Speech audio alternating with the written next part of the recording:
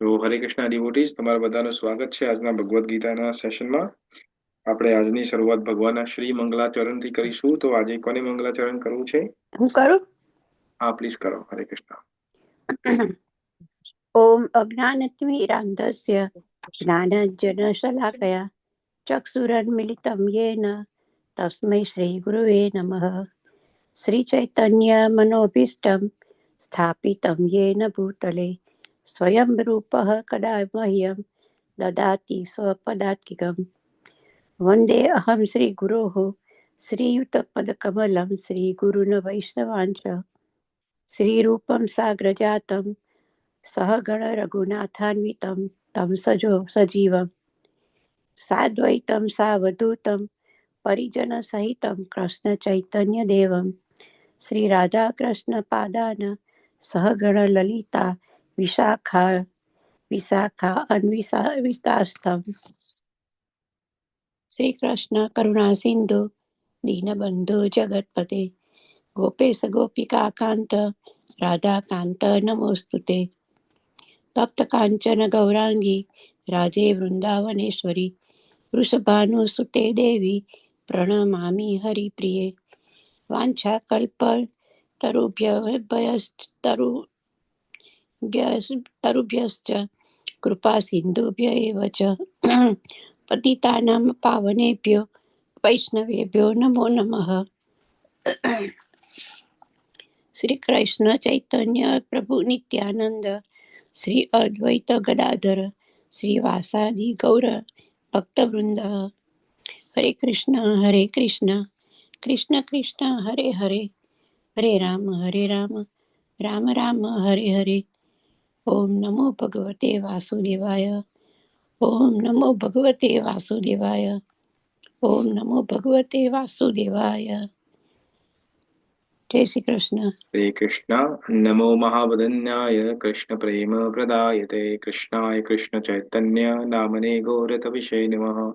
નમ ઓમ વિષ્ણુપાદાય કૃષ્ણપૃષ્ઠાય ભૂતલે શ્રીમતે ભક્તિવેદાંત સ્વામી ઇતિ નામિને નમસ્તે સરસ્વતે દેવે ગૌરવાણી પ્રચારણે निर्विशेष शून्यवादी पाश्चात्य देश तारणे.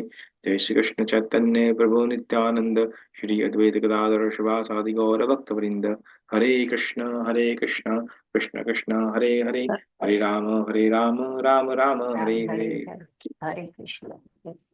હરે કૃષ્ણ ડિવોટીઝ, તમારા બધાનું સ્વાગત છે. તો આપણે ભગવદ્ ગીતાના કયા શ્લોક ઉપર આવી પહોંચ્યા છીએ? 49. 49. યા 49 થઈ ગયું. થઈ ગયું એટલે હા, 49 થઈ ગયો છે. Yes, very good. યસ. તો હવે આપણે ભગવદ્ ગીતાના શ્લોક ક્રમાંક 50 ઉપર આવી પહોંચ્યા છે. 50મો શ્લોક. ઓકે, તો તમારા સ્ક્રીન ઉપર તમને શ્લોક દેખાતો હશે. ક્યાં દેખાય છે? હા, તો આપણે 50મો શ્લોક લઈએ. પહેલા આપણે ભગવાન શ્રી કૃષ્ણએ 49 શ્લોકમાં શું વાત કરી હતી એ કોઈને યાદ છે?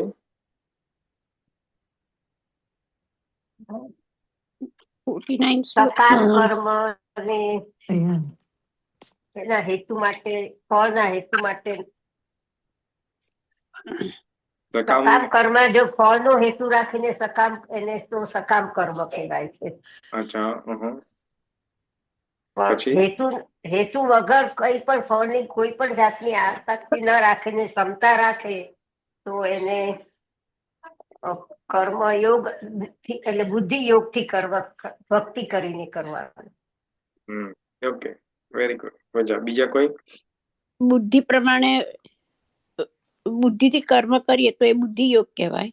એના માટે તમે એક ઉદાહરણ આપ્યું હતું કે આપણે મંદિરમાં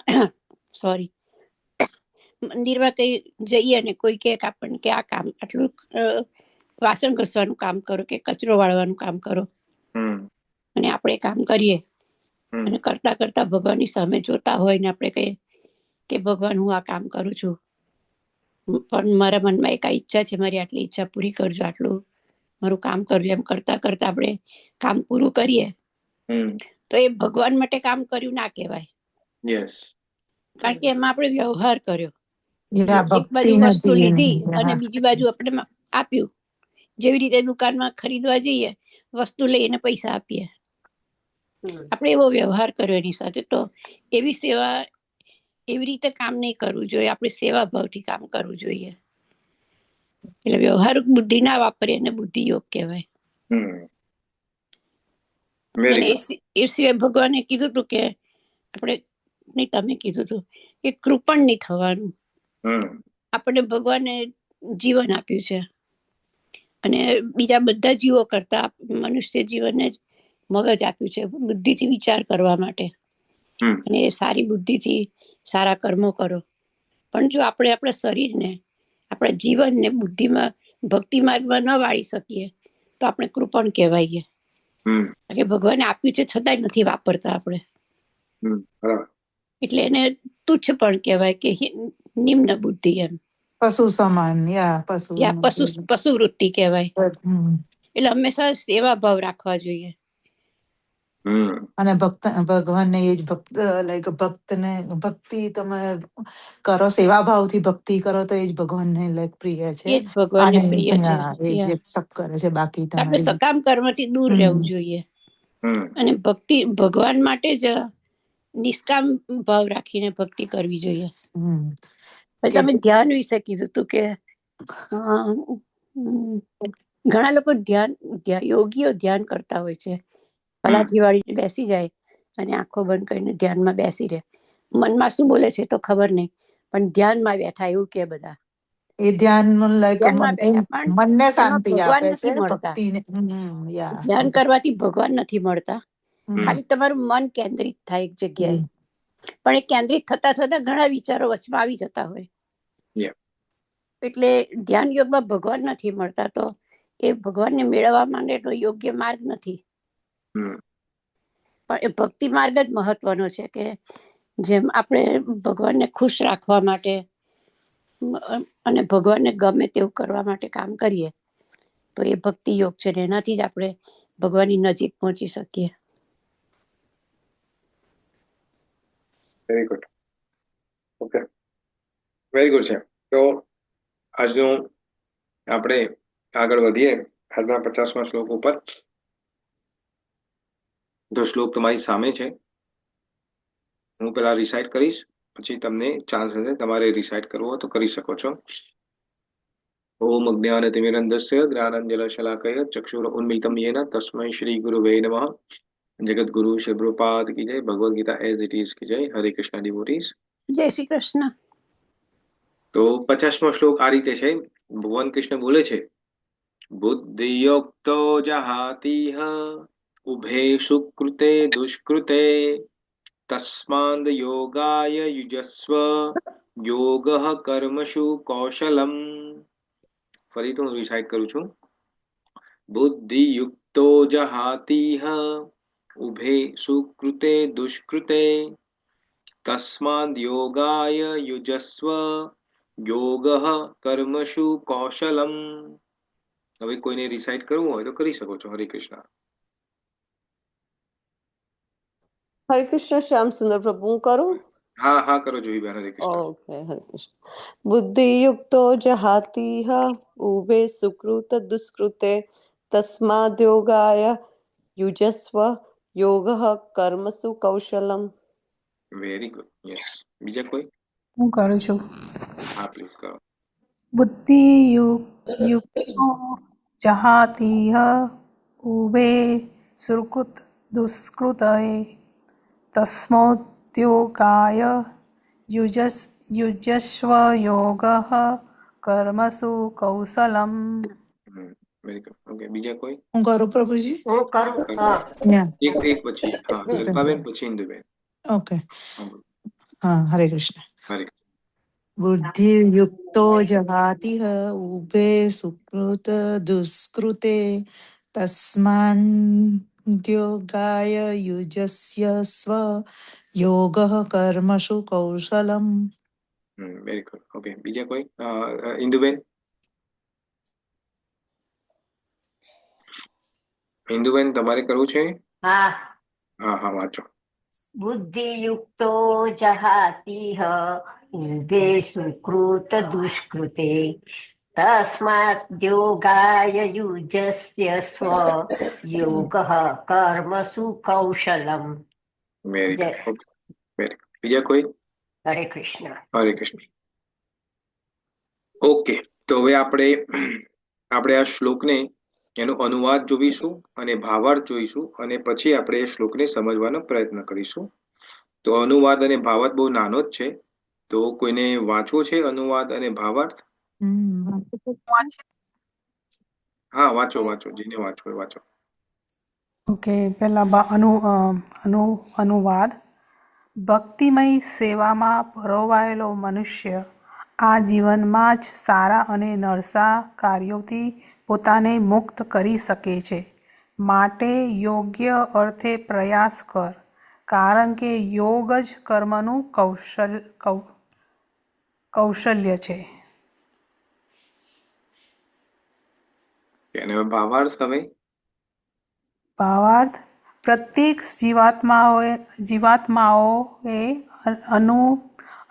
અનંતકાળથી પોતાના સારા નરસા કર્મના ફળ સંચિત કરેલા હોય છે. આમ હોવાથી તે પોતાની વાસ્તવિક બંધારણીય સ્થિતિથી સદા અંજાન રહ્યો છે. આ અજ્ઞાનતાને ભગવદ્ ગીતાના ઉપદેશથી દૂર કરી શકાય છે કે જે મનુષ્યને સર્વથી શ્રી કૃષ્ણનો આશ્રય લેવાનો તથા પૂર્ણ જન્મ મરણથી તથા કર્મ ફળની શૃંખલાઓનો ભોગ બનવાથી મુક્ત થવાનો ઉપદેશ આપે છે. તેથી જ અર્જુનને કૃષ્ણ ભાવનાયુક્ત થઈને કર્મ કરવાનું કહેવામાં આવ્યું છે, કારણ કે કર્મફળનું શુદ્ધ થવાની જ એ જ પ્રક્રિયા છે. કર્મફળથી શુદ્ધ થવાની જ એ જ પ્રક્રિયા છે. હરે કૃષ્ણ.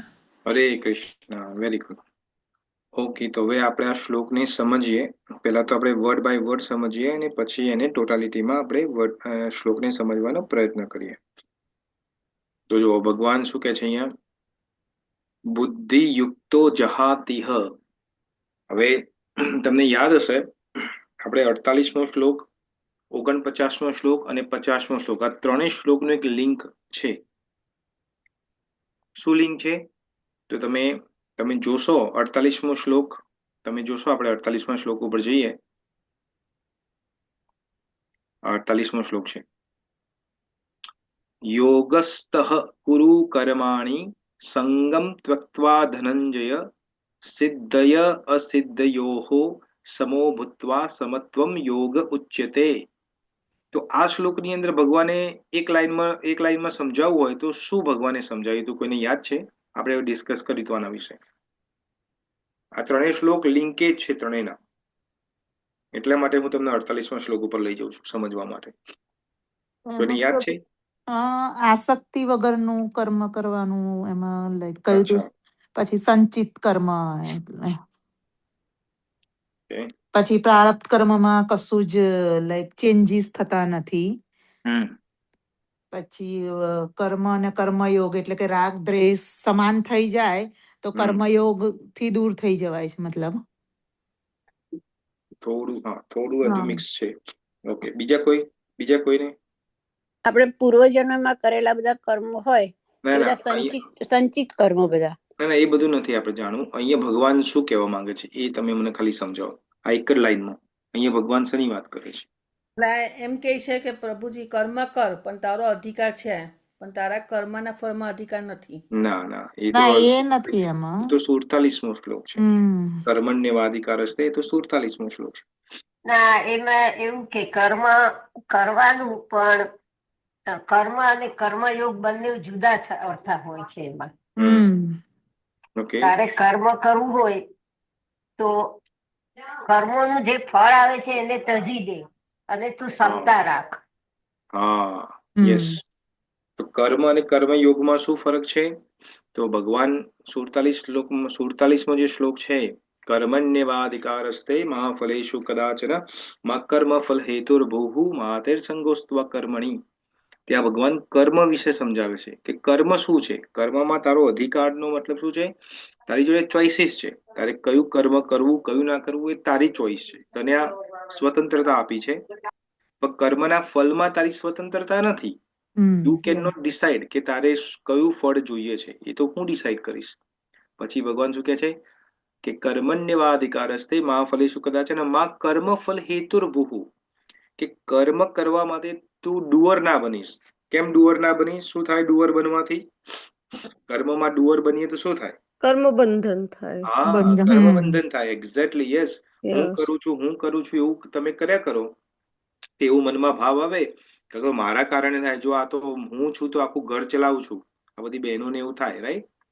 કે માં હું ના હોઉં તો ઘર ચાલે જ નહીં, એવું થાય એમને. તો એ તમે કરતાપણું તમે ત્યાં અસર્ટ કરો છો તમારું. તો એ ભગવાન કહે છે કે કર્મનો કરતા ના બનીશ. અને આપણે ચોથું જે પદ હતું એમાં શું કે છે? માર્તે સંગોસ્ત્વ કર્મણી. તો શું કે છે ભગવાન કે કોઈ એવું કહે કે હા ચલો કર્તામાં હું કર્મમાં કરતાપણું નહીં બતાવું, તો પછી હું કર્મ શું કામ કરું? તો ભગવાન કહે છે એ પણ પોસિબલ નથી.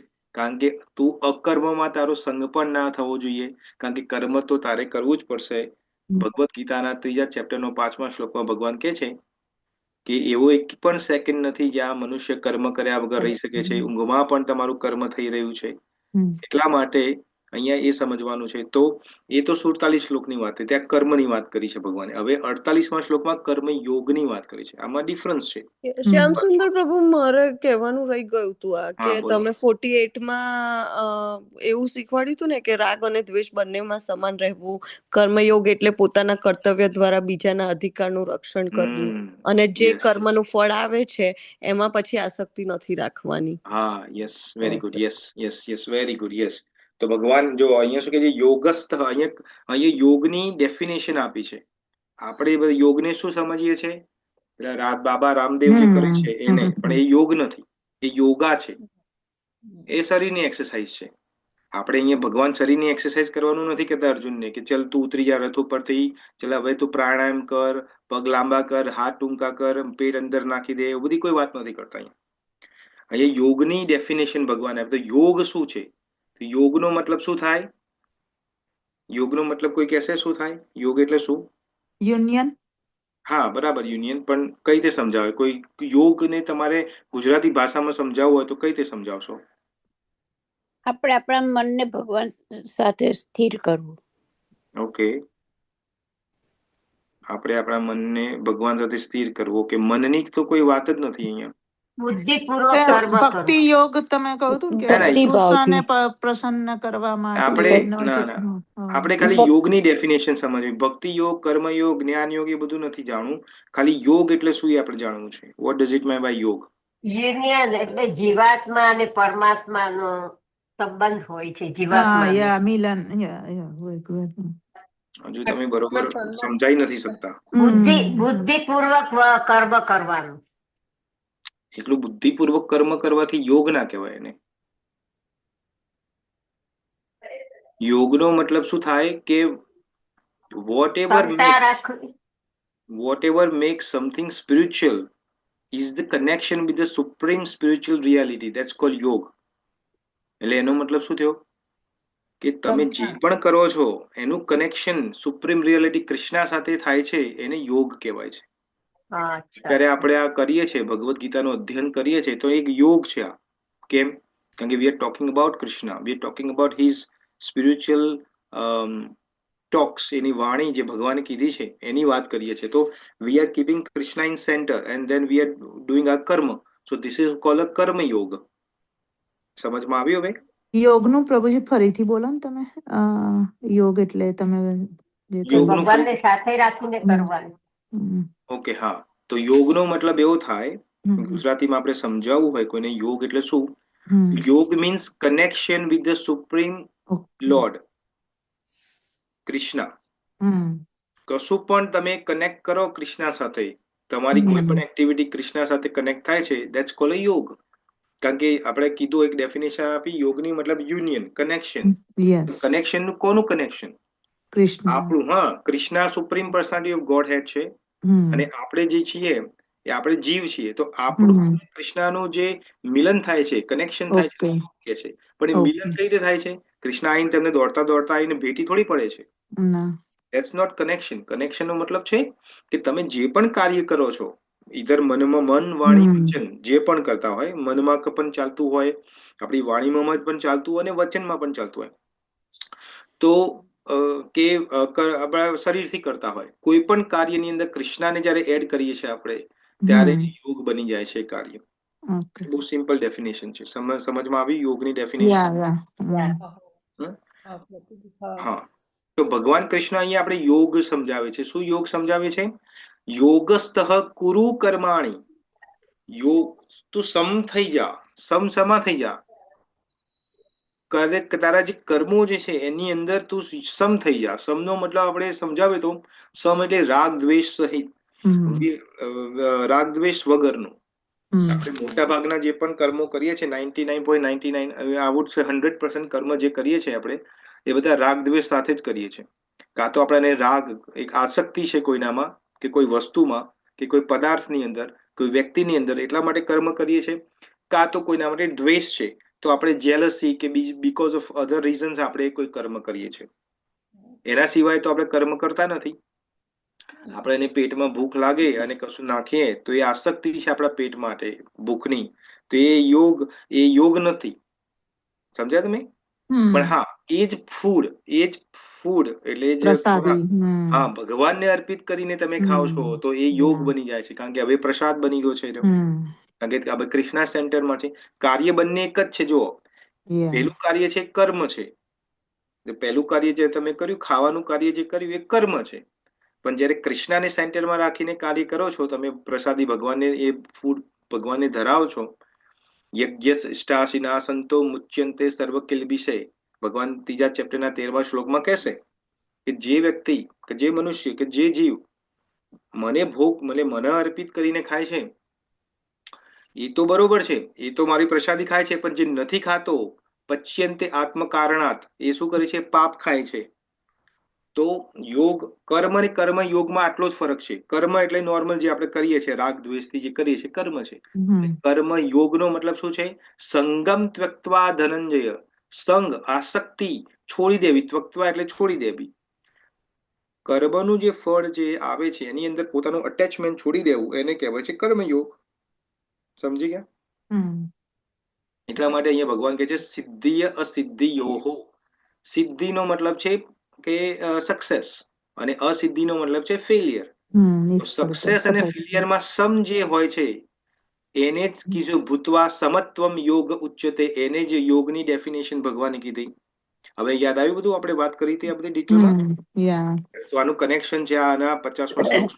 એટલા માટે આપણે આમાં ગયા. તો આ 48મો શ્લોક છે, પછી 39મો શ્લોક છે, ત્યાં પણ એનું કનેક્શન છે. તો 39મા શ્લોકમાં આપણે શું વાત કરી હતી એ તમે બધાએ હમણાં વાત કરી. દૂરેણ યવરમ કર્મ બુદ્ધિ યોગાદ ધનંજય બુદ્ધૌ શરણમ અનિવિચ્છ કૃપણાઃ ફલ હેતવઃ. ભગવાન કહે છે દૂરેણ, દૂર રહેવાનું છે. કોનાથી? યવરમ કર્મથી. યવરમ કર્મનો મતલબ શું થાય? સકામ કર્મથી. અહીંયા નિંદ્ય કર્મ કહે છે. નિંદ્ય કર્મ કયું છે? સકામ કર્મ. સકામ કર્મનો મતલબ શું છે? જે પોતાના માટે જે કોઈ કામ કરે છે, પોતાના સ્વાર્થ માટે. હા, પોતાના સ્વાર્થ માટે, કે પોતાના માટે, પોતાના ઇન્દ્રિય તૃપ્તિઓ માટે, એને સકામ કર્મ કીધું છે. એનાથી દૂર રહેવાનું. તો ભગવાન કહે છે દૂરેણ યવરમ કર્મ, તું એનાથી દૂર થઈ જાય. અને શું કર? બુદ્ધિ યોગાદ ધનંજય. તું બુદ્ધિ યોગનો સહારો લે ધનંજય, હે અર્જુન. કેમ? બુદ્ધૌ શરણમ અનિવિચ્છ. જ્યારે બુદ્ધિ, એટલે હવે આપણે નોર્મલી બુદ્ધિ કરીએ છીએ ને, એટલે લોકો કે અમે તો કર્મ બુદ્ધિથી જ કરીએ છીએ. તો આ કેમ બુદ્ધિની વાત કરે છે ભગવાન? જો બુદ્ધિનો મતલબ અહીંયા શું થાય? બુદ્ધિ યોગ, અને આગળના ચેપ્ટરોમાં આવશે એને કહેવાય ભક્તિ યોગ. એ બંને એક જ છે. બુદ્ધિ યોગ અને ભક્તિ યોગ એક જ છે. પણ અહીંયા ભગવાન કૃષ્ણ બુદ્ધિની વાત કરે છે. જ્યાં જ્યાં હું બુદ્ધિની વાત કરું ત્યાં ત્યાં તમારે ભક્તિ નાખી દેવાની છે. શ્રી કૃષ્ણની ભક્તિ, એ જ બુદ્ધિ યોગ છે. તમને એવું લાગશે અમે તો મગજ વાપરીને કામ કરીએ છીએ, તો આ ભગવાન કેમ વારંવાર બુદ્ધિ કરે છે? કારણ કે અહીંયા કે છે બુદ્ધૌ શરણમ અનિવિચ્છ. અનિવિચ્છનો મતલબ છે કે એનું પ્રયત્ન કર, શરણ લેવાની પ્રયત્ન કર બુદ્ધિની. તો આપણે કે બુદ્ધિની તો શરણમાં અમે છીએ, બુદ્ધિપૂર્વક તો કામ કરીએ છીએ અમે. તો ભગવાન શું કહેવા માંગે છે અહીંયા? તો ભગવાન એ કહેવા માંગે છે કે તું બુદ્ધિની શરણનો મતલબ છે ભક્તિની શરણાગતિ કર. કારણ કે ભક્તિ જયારે શરણાગતિ થાય છે ત્યારે શું થાય છે? તમારું જે સકામ કર્મ છે ત્યાંથી હટી જાય છે. ભક્તિનો મતલબ શું? કૃષ્ણને પ્રસન્ન કરવું એ તો ભક્તિ છે. તો જે પણ કાર્ય તમે કરશો એ કૃષ્ણને ખુશ કરવા માટે કરશો કે કૃષ્ણને સંતુષ્ટિ આપવા માટે કરશો. તો જ્યારે તમારો ગોલ કૃષ્ણ સંતુષ્ટિ છે તો તમારા માટે તો તમે કાર્ય કરવાનું બંધ કર્યું છે ને. સમજમાં આવે છે આ વસ્તુ? જેમ કે આપણે એક્ઝામ્પલ આપ્યું, તમારે ભોજન બનાવવું છે, ખાવું છે, પેટમાં નાખવાનું છે કારણ કે ભૂખ લાગી છે, બપોરના 12 વાગ્યા છે. તો અનડાઉટલી કોઈને કે ભાઈ મને તો ભૂખ લાગી છે હું ખાઉં છું, એમાં શું ખોટું છે? કૃષ્ણ કેમ ખોટું કે છે? કૃષ્ણ ભગવાન કશું ખોટું નથી કહેતા હતા, પણ એક કર્મમાં આવી ગયું છે, તમારું કર્મ થઈ ગયું છે. તો કર્મનો એક નિયમ છે, જે કરે એ ભરે. કરે ભરેનો મતલબ જે બાંધે કર્મને એને છોડવવું પડે કર્મ. તો ભગવાન એવું કહે છે કે આ જ કર્મ કરવાનું છે તારે, પણ તું જમવાનું તારું ઇન્ટેન્શન એવું રાખ કે આ હું જમવાનું ભગવાન કૃષ્ણ માટે બનાવું છું. જમવાનું બને પછી તુલસી પત્ર એને અર્પિત કરીને ભગવાનને જમાડો 10 મિનિટ માટે. પછી એ જમવાનું જે પણ જમવાનું આપણે બનાવ્યું છે એમાં એડ કરી દો અને હવે તમે ખાઓ. હવે ક્યાં ના પાડે છે ભગવાન? તો એટલા માટે કે છે કે ભક્તિની શરણમાં તું જા. અને જે નથી જતું એને શું કે છે? કૃપણા ફલ હેતવ. કંજૂસ છે એ પોતાના ફળ પોતાની પાસે રાખવા માંગે છે, પોતે એન્જોય કરવામાં, એને ભગવાને કંજૂસ કીધો છે અહીંયા. કૃપણાનો મતલબ છે કંજૂસ. કેમ? કારણ કે હવે એને ભોગવવું પડશે. તો આ બે જે વર્સિસ છે એ હવે અહીંયા 50માં જે આપણો વર્ષ છે ત્યાં ભગવાન અહીંયા સમજાવવા માંગે છે કે શું કહેવા માંગે છે જોઈએ આપણે. એટલે એનું કર્મ બંધન થઈ ગયું ને ત્યાં આગળ. ક્યાં? તમે આ હમણાં જે આપણે ડિસ્કસ કર્યું કે ભગવાનને ધરાયા વગર ખાઈએ તે ફક્ત કર્મ થાય. હા, એ કર્મ થાય અને કર્મનું બંધન પણ થાય ને. અનડાઉટલી જે કર્મ કરે એ બાંધે. બરાબર. તમે શું કામ ખાવાનું બનાવો છો? કે તમારે ખાવું છે કે તમારા પરિવારને ખાવું છે, રાઈટ? તો તમારી ઇન્દ્રિય તૃપ્તિ માટે ખાવું છે ને તમારે. તમારા પેટમાં નાખવું તો ઇન્દ્રિય તૃપ્તિ થઈ ને, રાઈટ? સ્વહેતુ માટે. હા, સ્વહેતુ માટે, એક્ઝેક્ટલી. તો ભગવાન એવું નથી કહેતા કે તમે ના બનાવો ખાવાનું. ખાવું શરીર આપ્યું છે તો અંદર નાખવું પડશે આપણને ચલાવવા માટે, પણ એને આ રીતે ચેન્જ કરવાનું છે. હવે એક સેકન્ડ, હું આવ્યો, એક જ સેકન્ડ.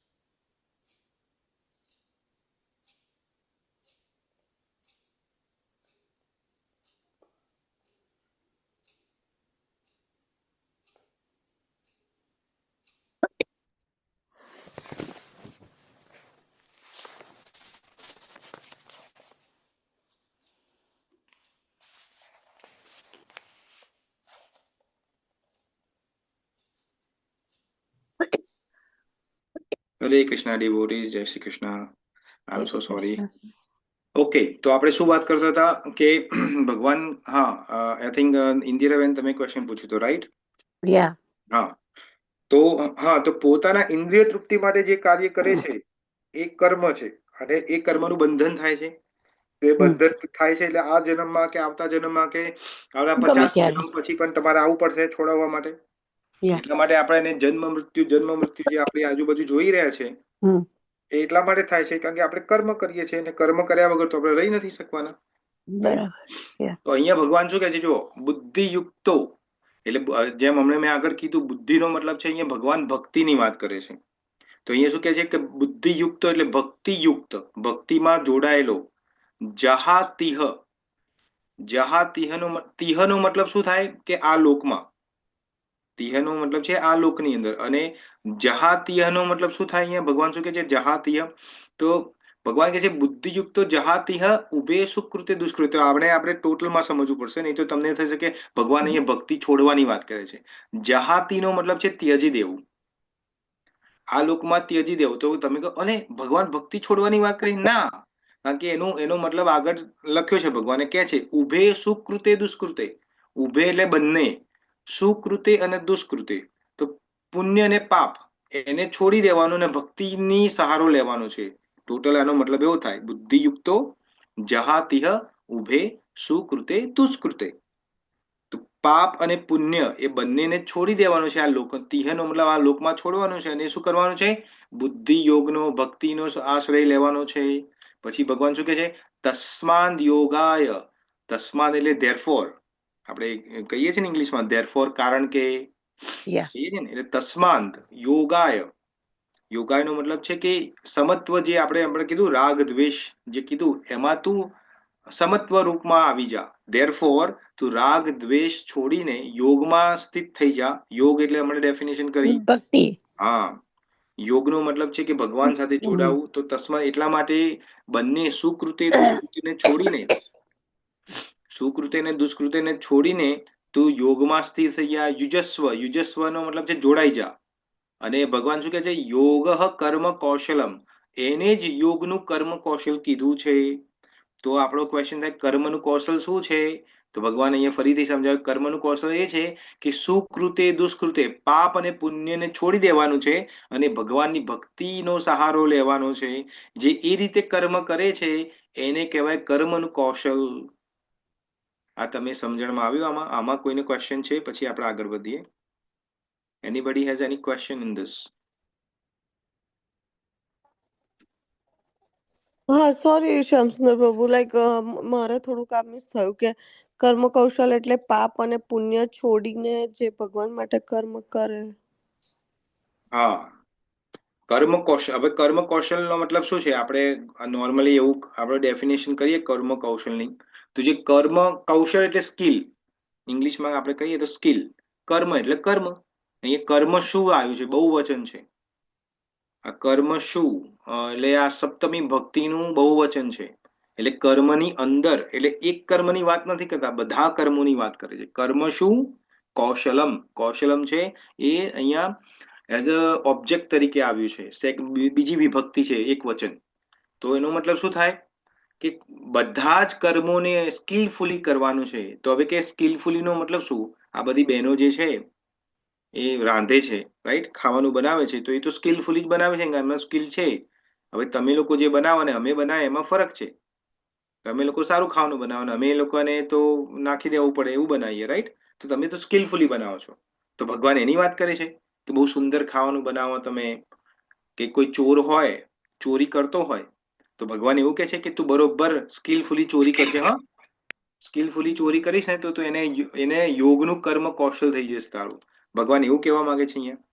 ના. અહીંયા જો બે શબ્દ છે, હા, થોડું સમજવાનું છે. અહીંયા બે શબ્દ છે. એક છે કર્મશુ કૌશલમ યોગ, અને બીજું છે કર્મશુ યોગ કૌશલમ. આ તમને બધું એક જેવું લાગતું હશે.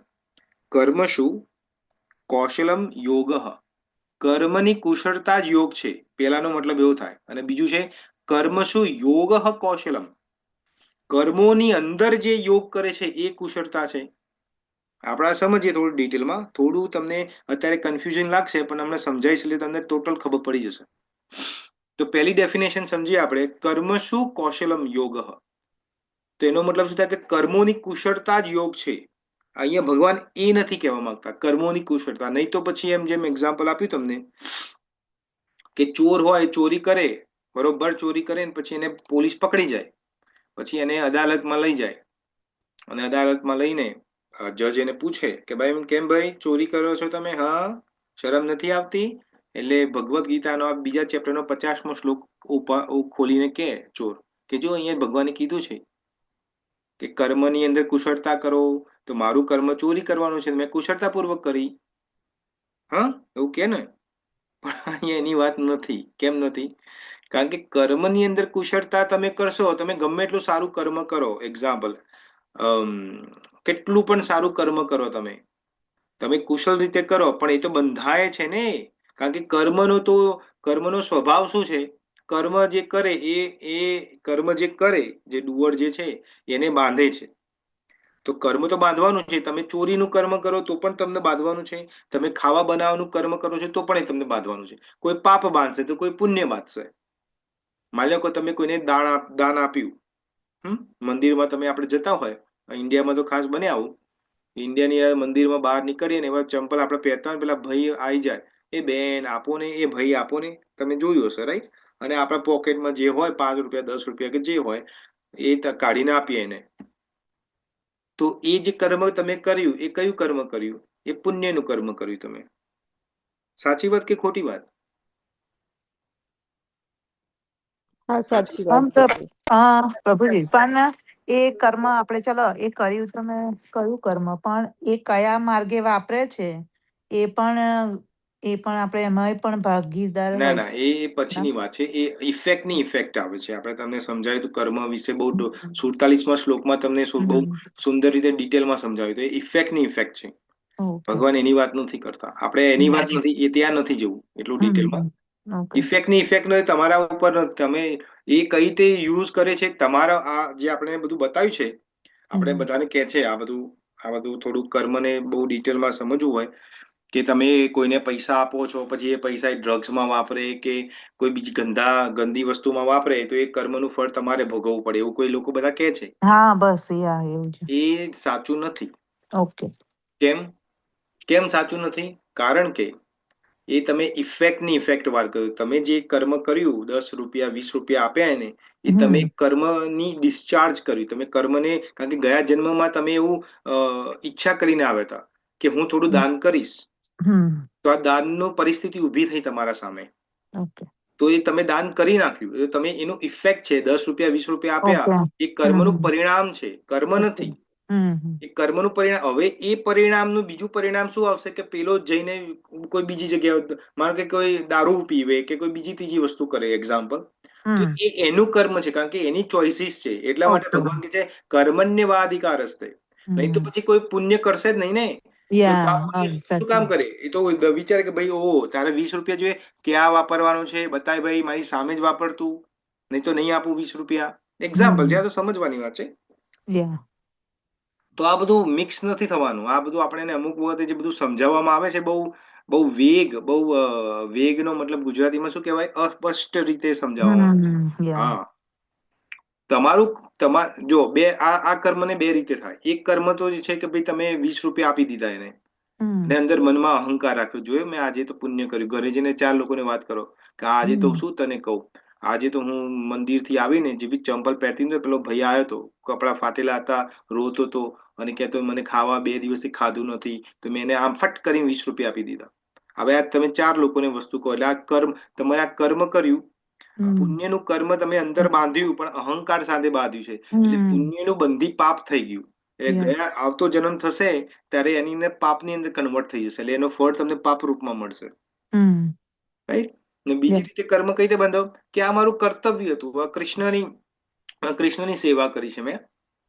કોઈ આવ્યું છે મારી જોડે 20 રૂપિયા માંગ્યા છે, પૈસા તો ના માંગે પણ કે કશુંક આપો, અને તમે ખીજામાંથી 20 રૂપિયા કાઢીને આપી દીધા, કે જે પણ આપ્યા, વોટ એવર તમે પૈસા આપ્યા, પણ અંદર તમારો ભાવ શું છે કે આ તો હું કૃષ્ણની સેવા માટે આપ્યા છે, કારણ કે મારું કર્તવ્ય છે કે કોઈનું ભલું કરવું, એ મારું કર્તવ્ય છે, એ જ કૃષ્ણ સેવા છે. તો એ કર્મ તમારું લિમ્પિત નહીં થાય, તમે બંધાશે નહીં. એને નિબદ્ધ્યતે કહે છે. કર્મ તમારું નિબદ્ધ્યતે નહીં થાય. હવે કર્મ બંને એક જ કર્યું છે તમે. પહેલું પણ કર્મ છે, બીજું પણ કર્મ છે, પણ બંનેમાં ફરક છે. કૃષ્ણને મધ્યમાં રાખીને.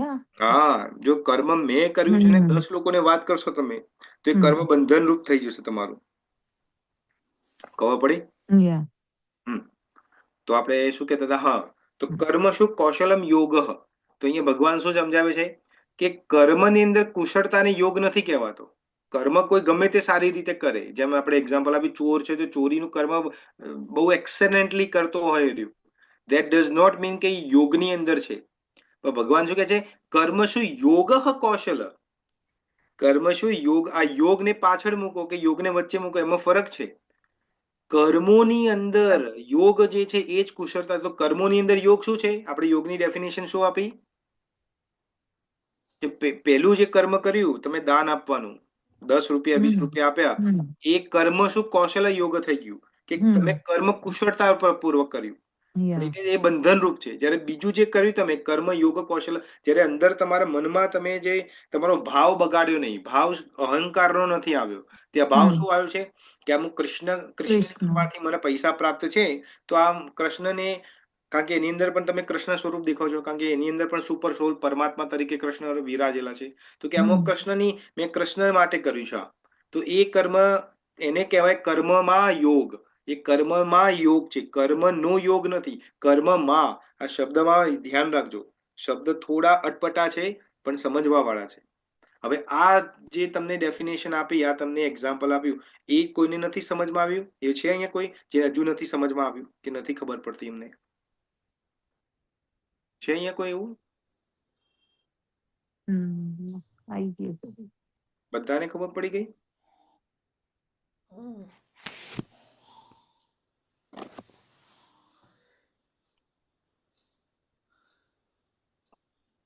ઓકે, તો બધાને ખબર પડી ગઈ, તો વેરી ગુડ. ઓકે, તો આપણે આગળ થોડું આગળ એને વધારીએ આને. હવે જો, તો આપણને ખબર પડી કે કર્મ કૌશલની ભગવાને વાત કરી, તો કર્મ કૌશલ શું છે એ આપણે સમજી ગયા. હવે એવું થાય કે આ કર્મમાં કુશળતા કેમ જરૂરી છે? આ યોગ કરવો કેમ જરૂરી છે? What is the reason behind it? તો ભગવાન કૃષ્ણ કહે છે કે તમે કર્મ કરો તો એ કાં તો પાપનું ભાથું બાંધશો, કાં તો પુણ્યનું ભાથું બાંધશો. સાચું કે ખોટું? અહીંયા છે એવું કોઈ કે ના ભાઈ હું તો પાપ પણ નથી કરતી કે પુણ્ય પણ નથી કરતી, એવું છે અહીંયા કોઈ? એવું બધા એવું કરે છે, બધા પાપ કે પુણ્ય બાંધે જ છે, આ રીતે કે પેલી રીતે. પ્રોબ્લેમ શું છે? પાપ પુણ્ય બાંધવાથી શું પ્રોબ્લેમ છે? શું થાય પાપ પુણ્ય બાંધીએ તો? પછી જન્મ મરણના ફેરા આગળ વધે. યસ. તો ભગવાન કૃષ્ણ ભગવદ્ ગીતામાં જ કહે છે, આ બધું ભગવદ્ ગીતાનું જ છે. 8મા ચેપ્ટરના 16મા શ્લોકમાં ભગવાન કૃષ્ણ કહે છે કે જો બહુ બધું પુણ્ય કરશો તો શું થશે?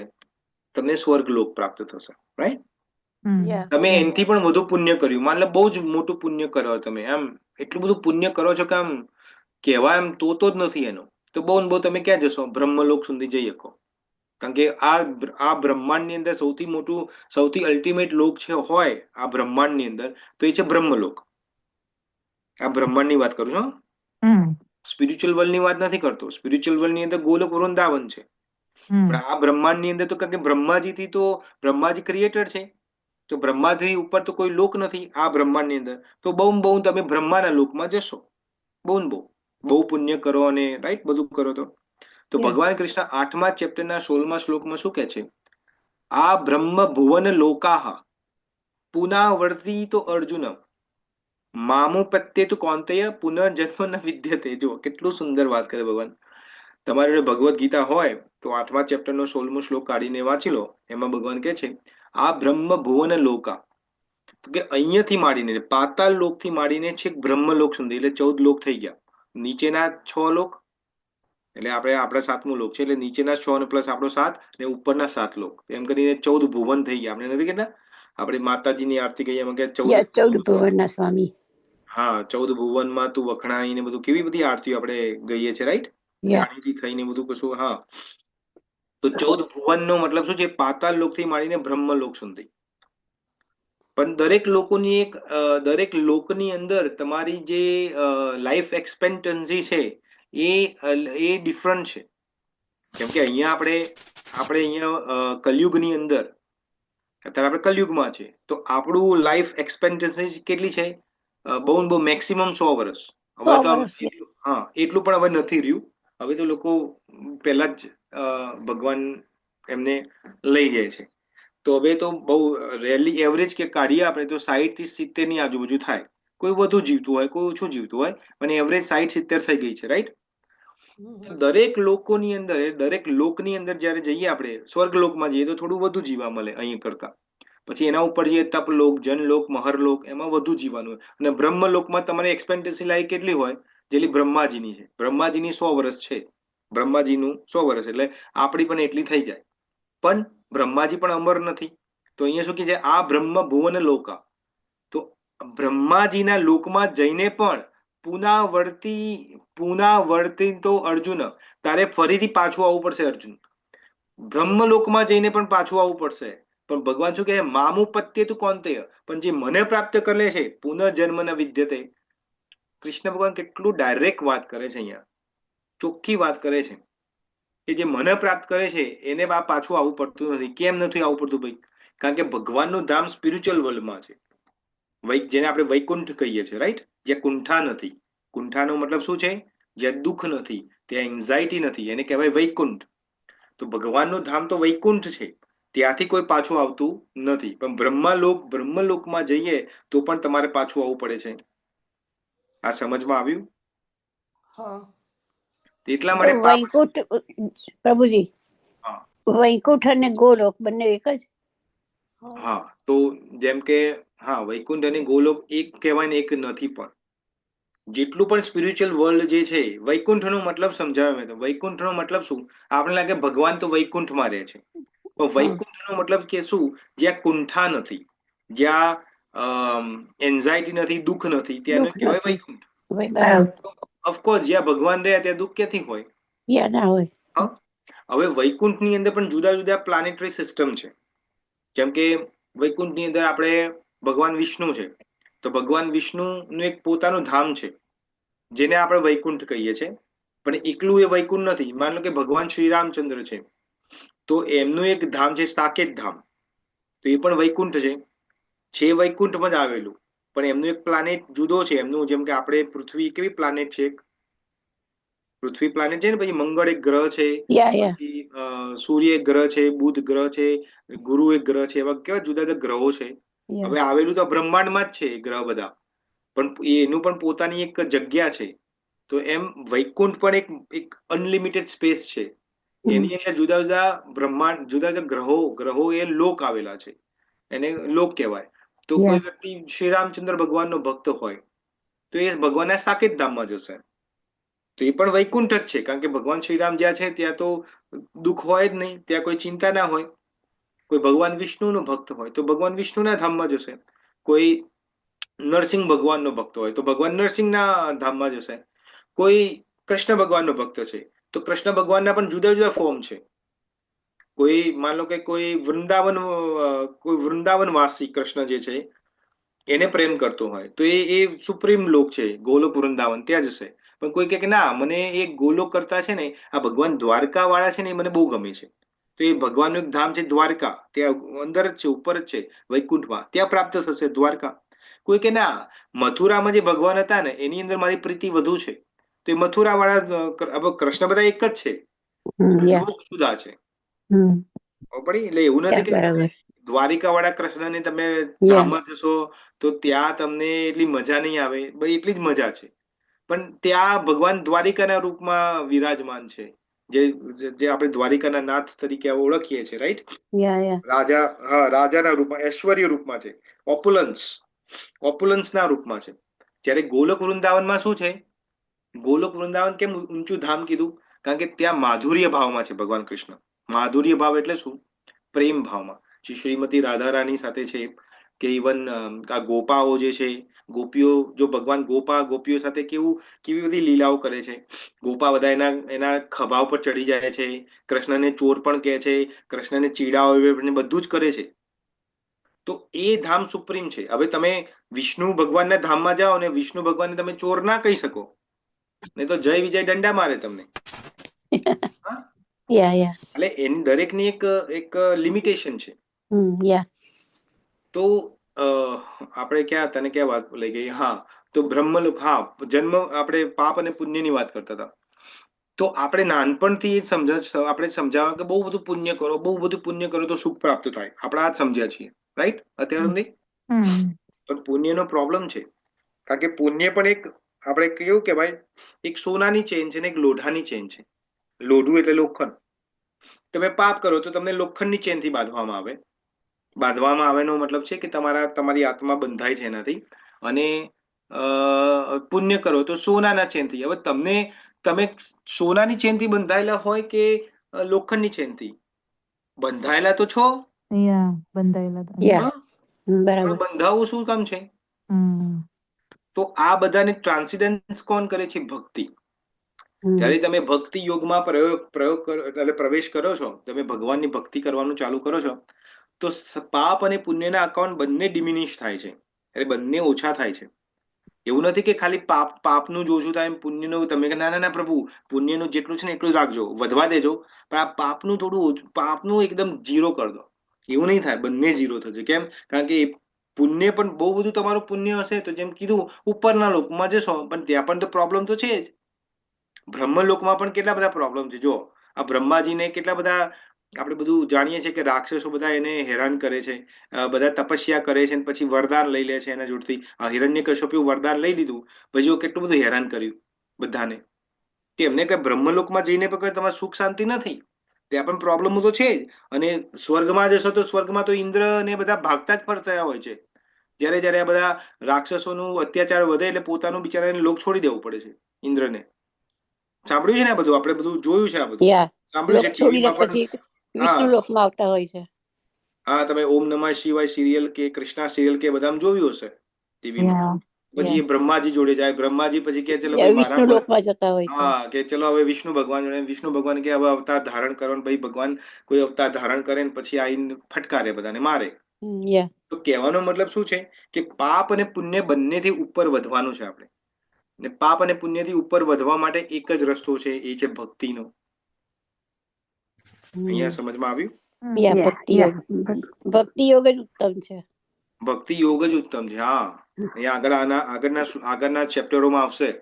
હજુ તો આપણે સેકન્ડ ચેપ્ટર જ નું અધ્યયન કરીએ છીએ, અને પણ આગળનું જે ચેપ્ટર આવશે, 12મું જે ચેપ્ટર આવશે, રાઈટ, ત્યાં તો પ્યોર ભક્તિ, એકલી ભક્તિની જ વાત કરી છે ભગવાને. અને એના ઉદાહરણ પણ આપે છે કે આ ભક્તિ કરશો, તમે ભક્તિ કરવાથી શું શું થાય છે ને કઈ રીતે ભક્તિ થાય છે, એ આગળની વાત છે. પણ અત્યારે આટલું તમે સમજી લો કે ભગવાન અહીંયા શું સમજાવવા માંગે છે, કે ભક્તિથી જ આપણે જન્મ મૃત્યુના ચક્કરમાંથી નીકળી શકીશું, પાપ પુણ્ય કરવાથી નહીં. એટલે હવે તમને કોઈ કે બહુ બધું પાપ પુણ્ય કરવાનું છે, પાપ કરવાનું તો કોઈ કહેતું નથી, પણ બહુ બધું પુણ્ય કરવાનું છે, તો એને સમજાવવાનું છે કે પાપ અને પુણ્ય બંને ચેનો જ છે, એક સોનાની છે ને એક યા લોખંડની છે. સમજી ગયા તમે? સોનાની હોય કે લોખંડની હોય, બંધાવાની જરૂર નહીં. હા, સોનાની હોય કે લોખંડની, તમારે બંધન તો છે ત્યાં. યા બંધાવું નહીં જોઈએ. યા હા, યસ, ઓકે. ઓકે, તો સો ફાર આપણે જે ડિસ્કશન કર્યું એમાં કોઈને કોઈ ક્વેશ્ચન છે?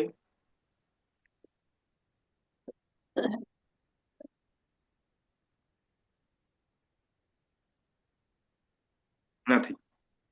મને એમાં ક્વેશ્ચન નથી, પણ તમે પહેલા એક વખત કીધું તું ને કે આપણે આખા દિવસ દરમિયાન જે કંઈ કાર્ય કર્યું હોય એ રાત્રે સૂતી વખતે આંખો બંધ કરીને ભગવાન પાસે માફી માંગવી, અથવા તો જે તે વ્યક્તિનું આપણે મન દુભવ્યું હોય, અપશબ્દો કયા હોય, એ વ્યક્તિને નજર સામે લાવીને ઇનડાયરેક્ટલી માફી માંગવી એની પાસે, તો એ આપણને માફી મળી જાય. ડિપેન્ડ છે, એવું કોઈ માફી મળી ના જાય એવું કે ભગવાન તમે માફી ના કરી દે, પણ ડિપેન્ડ છે કે તમારા કેવા કર્મો કર્યા છે ને. હવે કોઈને તમે બરોબર રોબરાયા હોય, બરોબર એનું મન દુભાવ્યું હોય, અને પછી તમે રાતે ખાલી 2 મિનિટ એને મનમાં કહો સોરી હો, સોરી તમને બહુ દુઃખ આપ્યું, આમ સો સોરી, આટલું કરવાથી કોઈ કર્મમાં છૂટી ના જાવ તમે. હા, એ તો પૂછું છું. હા, એ ડિપેન્ડ ઓન કર્મ છે, પણ એવું આપણે કરવાની ક્યાં જરૂર છે? આપણે તો જે પણ કર્મ કરીએ ને કૃષ્ણને વચ્ચે રાખીને કરવાનું છે ને, તો કોઈને દુભાવવાનું કે કોઈને બીજું ત્રીજું કર્મની તો વાત જ નથી આવતી. બરાબર. આ તો એ લોકો માટે છે જે ભક્તિ નથી કરી શકતા. કારણ કે હજુ એવા ઘણા બધા જીવો છે આ દુનિયામાં જેને ભક્તિની મહિમા નથી ખબર. એ કે આ ભક્તિ શું કરવાની, આ ભગવાન એક લાઈફ આપી છે, મજા કરવાની, મજા કરો. ભક્તિ તો કે ગયડા થઈશું ત્યારે કરીશું. બિચારા ગયડા થઈને કોઈ આવતું નથી. ગયડા થઈને કોઈ એનો તમે જેટલા પણ ગયડા લોકો જોતા હશો, કશું નથી કરતા, નથી કરી શકતા ભક્તિ. કારણ કે જિંદગી ભર જે નથી કર્યું એ છેલ્લા ટાઈમ કઈ રીતે કરી શકવાના? તમે નથી કરી શકવાના. બરાબર. એટલે ભક્તિ તો નથી કરી શકતા. તો પણ ભક્તિ નથી કરી શકતા એનો કોઈ બીજો ઉપાય? તો કે હા, ભગવાન કે ચલો જે ભક્તિ નથી કરી તો એને થોડું હું ડિસ્કાઉન્ટ આપું છું. તો કે ડિસ્કાઉન્ટ શું છે કે ભાઈ તમે દિલથી બધાની માફી માંગો જે તમે કર્મ કર્યા છે, તો કર્મમાંથી છુટકારો તો નહીં થાય પણ એની ઇફેક્ટ થોડી ઓછી થઈ જશે. ઓછી થાય, બરાબર. માનો કોઈને 104 ડિગ્રીનો તાવ આવવાનો હોય તો એની જગ્યાએ 100 ડિગ્રીનો તાવ આવે, તાવ તો આવશે જ, બરાબર. પણ 104 ડિગ્રીમાં જે તમે સફર કરો છો એના કરતા ઉતરી જાય, થોડું ઓછું કરશો સફર. બરાબર. કર્મમાંથી તો તમે છુટકારો છે નહીં, કર્મનો તો છુટકારો તમારે ભોગવે જ થશે, પણ કર્મનો છુટકારો પણ છે, તે છે ભક્તિ જ. ખાલી ભક્તિ જ કર્મને ભક્તિ. તમારે દૂર કરી શકે, બાકી કોઈ. કેમ? કારણ કે કર્મનો આપનારો જ કૃષ્ણ છે. તો કૃષ્ણ જે આપનારો કર્મનો ફળ છે એ જ વ્યક્તિ ડિસાઈડ કરે ને. જેમ કે તમે જોયું હશે કે અદાલતની અંદર જજ બેઠો હોય ખુરશી ઉપર અને કોઈ અપરાધીને પકડીને લાવે તો જજના ઉપર છે કે એને સજા આપી, મેક્સિમમ સજા આપી, થોડી સજા આપી કે વોર્નિંગ દઈને છોડી દેવો, રાઈટ? તો એમ કૃષ્ણ ભગવાન પર ડિસાઈડ કરે કે તમે ભક્તિ કરતા હોય ને તો તમને વોર્નિંગ છોડીને પેલા શું કહે છે ઇંગ્લિશમાં એક કહાવત છે, slap on your wrist, slap on your wrist એવું કરીને છોડી દે. તમારા રિસ્ટ એટલે કાંડા ઉપર એક થોડી નાની ટપલી કે હવે પછી ના કરતો, જા જતો રે. એ કોને ડિસ્કાઉન્ટ કરે છે?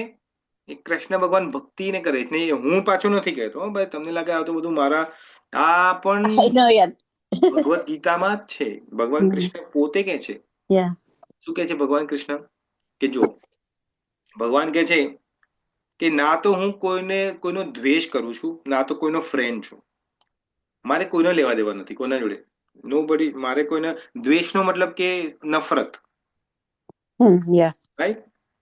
અને રાગનો મતલબ એટલે કે ફ્રેન્ડનો મતલબ છે આસક્તિ. અર્જુનમાં આસક્તિ છે ભગવાનની, કારણ કે તો ભક્ત છે. પણ ભગવાન કહે છે કે ના તો કોઈ મારો ફ્રેન્ડ છે, ના તો કોઈના જોડે હું આસક્તિ કરું છું, હું બધા માટે ન્યુટ્રલ છું. પરંતુ પછી કહે છે પરંતુ પણ અર્જુન જે મારો ભક્ત છે હું એની સાઈડ લઉં છું. સમજમાં આવ્યું શું કે છે કૃષ્ણ ભગવાન? બધા સરખા છે પણ ભક્તની સાઈડ લે છે ભગવાન. હા, કેમ એવું? એવું કેમ? ભક્તિની સાઈડ કેમ લે છે ભગવાન? ભક્તિ કારણ કે દરેક કામમાં ભગવાનને સાથે રાખે છે અને કૃષ્ણ કોન્શિયસ થાય છે. અચ્છા, બીજું કોઈ? ભક્તિ હોય છે ત્યાં સ્વાર્થ વગરની ભક્તિ, લાઈક ભગવાનની લાઈક સાચી ભક્તિ હોય છે સ્વાર્થ વગરની, રાગ દ્વેષ વગરની હોય છે, એટલે ભગવાન એને એક્સેપ્ટ કરે છે. ઓકે, બીજા કોઈ? ભગવાન ભક્તની સાઈડ કેમ લે છે?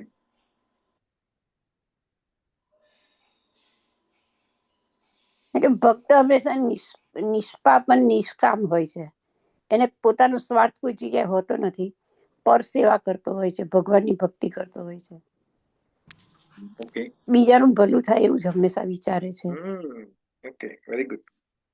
તો ભગવાનનો ભક્તનો મતલબ શું? કે ભગવાનમાં એની પ્રીતિ છે, એના ભગવાનની અંદર જ પોતે રમણ કરે છે.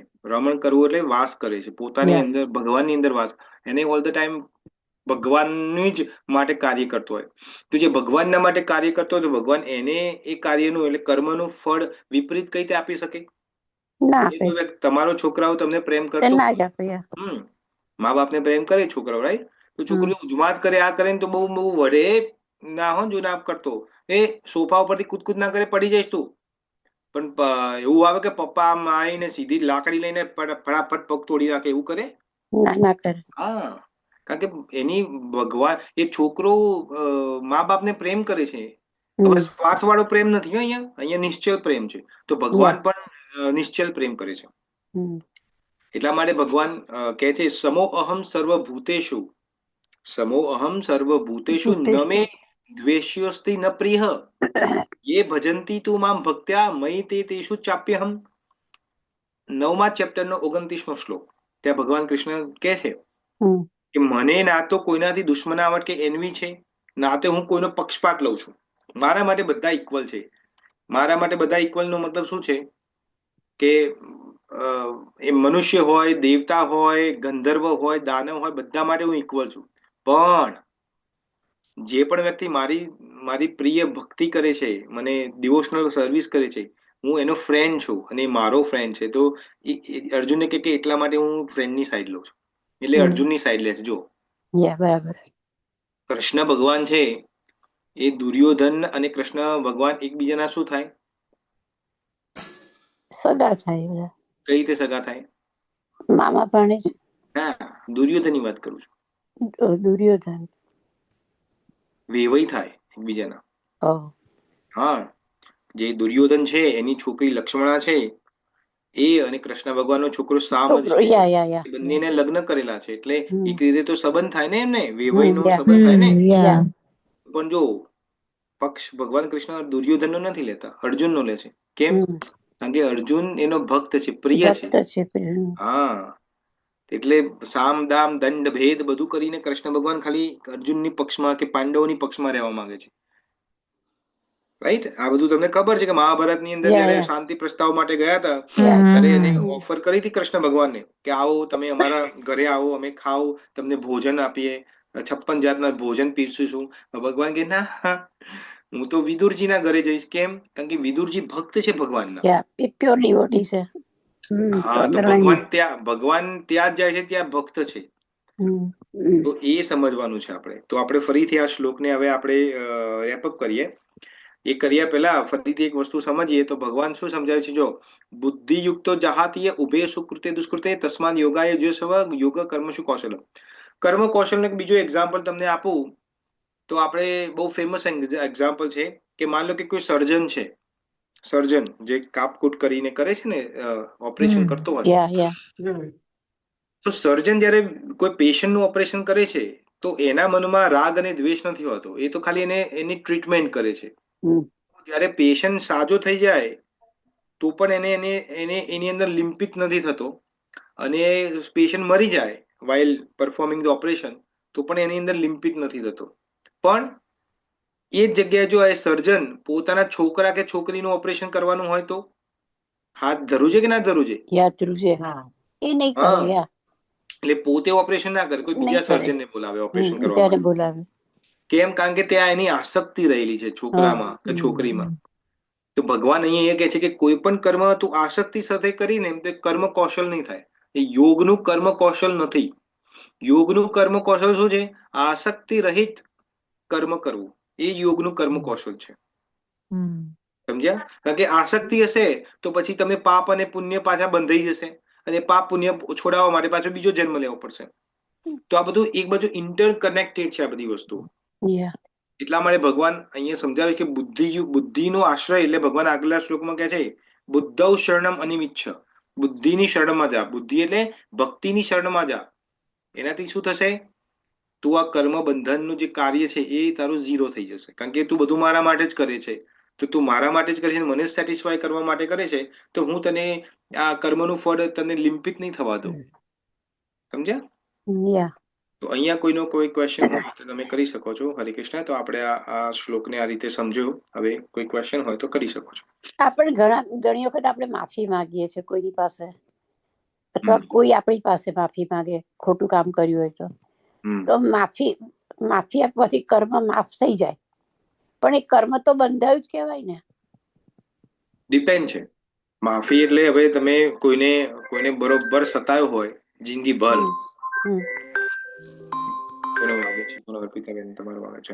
જિંદગી ભર બરોબર સતાયો હોય એને કોઈ વ્યક્તિ, જેમ કે સાસ વહુનું એક્ઝામ્પલ આપણે ફેમસ એક્ઝામ્પલ હું આપું છું.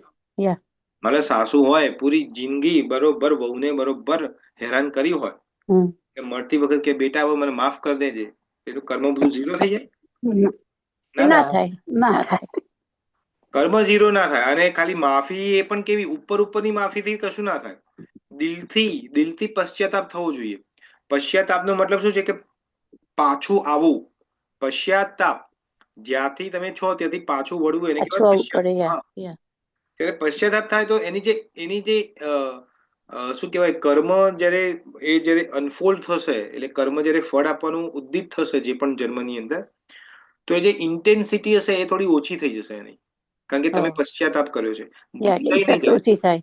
હા, કર્મને ભૂસાવવું તો પછી એના માટે તો તમારે રાત દિવસ આમ રોઈને તમારે ભગવાન જોડે માફી માંગવી પડે કર્મ માટે, કે મેં આ એકદમ અનિંદનીય કર્મ કર્યું, ભગવાન મને છોડાવો. એ કેટલી પ્રેયર કરવી પડે તારે, એ જઈને કર્મ ત્યાગ જઈને છૂટે. એ પણ કૃષ્ણની કૃપા હોય તો થાય.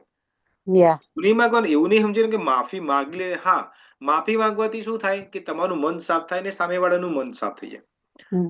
એટલે ત્યાં થોડું ઇન્ટેન્સિટીમાં ફરક પડી જાય, પણ કર્મ તો બાંધી દીધું તમે, એ બીજ તો નાખી દીધું હવે તમે. હા, એટલે એ તો આપણે ભોગવવું જ પડે. એ તો ફ્રૂટ આપશે જ તમને. યસ, બરાબર. એટલા માટે કે છે, જો અમારા ગૌડીય સંપ્રદાયની અંદર બહુ ક્લિયર છે, કદી પણ વૈષ્ણવ અપરાધ ના કરવો. તો બોલા વૈષ્ણવ અપરાધની વાત કરે છે ને, બધા થોડા વૈષ્ણવ છે, પણ ભાઈ બધા વૈષ્ણવ, તમને શું ખબર કે આ કોઈ જીવ જેનું હું અપમાન કરું છું એ ગયા જન્મમાં વૈષ્ણવ નતો કે આવતા જન્મમાં વૈષ્ણવ નહીં થાય તો શું ખબર? એવરીબડી ઇઝ વૈષ્ણવ, કારણ કે બધા કૃષ્ણ બધા જ ભગવાનના પાર્ટ વૈષ્ણવ એન્ડ છે. પાર્સલ છે. કે બધામાં જ આત્મા છે એટલે વૈષ્ણવ કહેવાય. હા, every jiva is part and parcel of Krishna. હમ.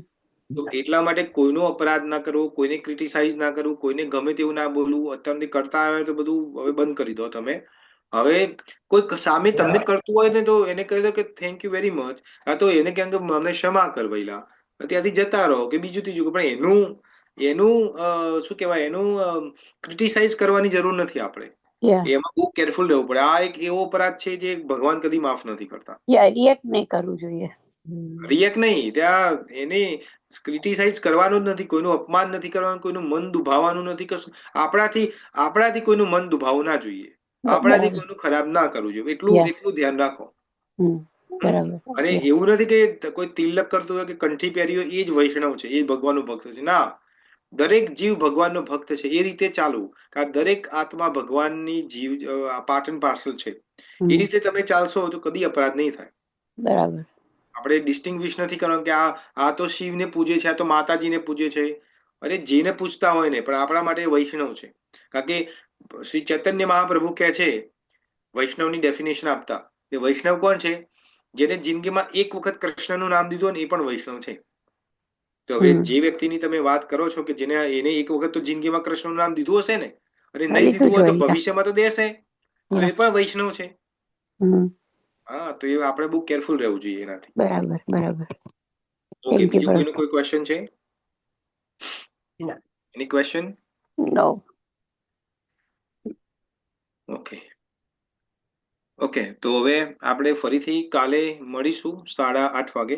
અને આગળનો જે શ્લોક છે આપણે 51, 52 અને 53 શ્લોક પછી આપણે પ્લાનિંગ કરીએ છીએ, ક્વિઝનો પ્લાન કરીએ છીએ, કારણ કે સેક્શન અહીંયા પતી જશે. બુદ્ધિયુક્ત કર્મનું જે વાત ભગવાન કરે છે ત્યાં પતી જશે. પછી ભગવાન આગળની વાત જે કરવાના છે એ કરવાના છે સ્થિત પ્રજ્ઞની વાત કરવાની છે. કે અર્જુન પૂછશે કે ભગવાન આટલું બધું તમે સમજાવ્યું છે, તો આ સ્થિત પ્રજ્ઞ, જેને ભગવાન સ્થિત પ્રજ્ઞ, જેને ટ્રાન્સેન્ડેન્ટલ પર્સન કહે છે, જે ત્રણેય ગુણોથી ઉપર છે, એ કોણ છે, કેવો છે, એ કઈ રીતે બેસે છે, કઈ રીતે વાત કરે છે, કઈ રીતે ઊંઘે છે, કઈ રીતે જાગે છે, એ બધી જ વાતો ત્યાં આવશે. ત્યારે આપણે સ્થિત પ્રજ્ઞની વાત સમજીશું. તો 53 શ્લોક પછી આપણે ક્વિઝ રાખીશું. એટલે તમે બધા થોડી પ્રેક્ટિસ, થોડું ભગવદ્ ગીતાનું અધ્યયન કરજો. જો અધ્યયન કર્યું હશે તો તમને જવાબ આવડશે. બરાબર? ચોક્કસ. ઓકે, નહીં તો એ વખતે ટ્રાય કરીશું. હા, નહીં તો માથું ખંજવાળવું પડશે કે આનો જવાબ શું છે. ઓકે, તો ફરીથી આપણે મળીશું કાલે 8:30 વાગે. ત્યાં સુધી વાંછકલ્પતરુભયશ્ચ કૃપા સિંધુભય એવ ચ પતિતાનાં પાવનેભ્યો વૈષ્ણવેભ્યો નમો નમઃ. જગતગુરુ શિલગુરુપાદ કી જય. ગીતા એઝ ઇટ ઇઝ કી જય. વૈષ્ણવો કી જય. હરે કૃષ્ણ. જય શ્રી કૃષ્ણ. હરે કૃષ્ણ, જય શ્રી કૃષ્ણ. જય કૃષ્ણ. દંડવત પ્રણામ પ્રભુજી. જય શ્રી કૃષ્ણ. જય શ્રી કૃષ્ણ. હરે કૃષ્ણ. હરે કૃષ્ણ. હરે કૃષ્ણ. જય શ્રી હરે કૃષ્ણ પ્રભુજી. હરે કૃષ્ણ પ્રભુજી, દંડવત પ્રણામ પ્રભુ. જય શ્રી કૃષ્ણ. હરે કૃષ્ણ. જય શ્રી કૃષ્ણ. હરે કૃષ્ણ. હરે કૃષ્ણ. હરે કૃષ્ણ.